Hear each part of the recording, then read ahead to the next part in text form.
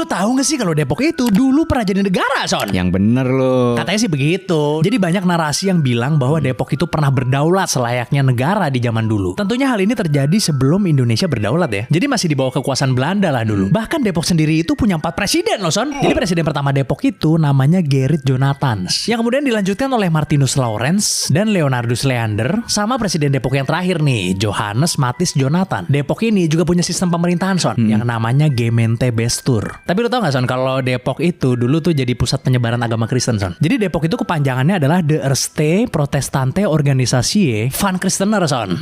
Nah sekarang pertanyaan ultimate-nya nih, bener gak sih Depok itu pernah jadi negara? Kebetulan gue nemu interviewnya salah satu dosen sejarah dari Fakultas Ilmu Budaya UI nih, yang namanya Titi Irsyam. Menurut beliau, Depok yang viral dibilang sama orang-orang kalau kota itu pernah jadi negara, itulah ada pendapat yang salah katanya. Karena untuk suatu wilayah bisa dibilang negara itu ada 4 syaratnya, Son. Yang pertama dia punya tanah, yang kedua dia punya warga negara, ketiga dia punya pemerintahan, dan yang keempat dia harus punya kedaulatan baik ke dalam maupun keluar dari negara tersebut, Son. Tentunya syarat yang keempat ini tidak bisa terpenuhi ya, Son, ya, karena kedaulatan luar dari Depok pada saat itu masih dipegang sama Belanda, Son. Jadi nggak bisa untuk dibilang itu negara. Presiden di sini tuh maknanya tuh bukan presiden dari sebuah negara katanya. Jadi dia tetap pimpinan sih, tapi bukan kepala negara gitu maksudnya. Ternyata berita tersebut palsu, Son. Padahal gue baru aja mau bangga-banggain Depok ini ya. Karena gue kan orang Depok juga gitu kan.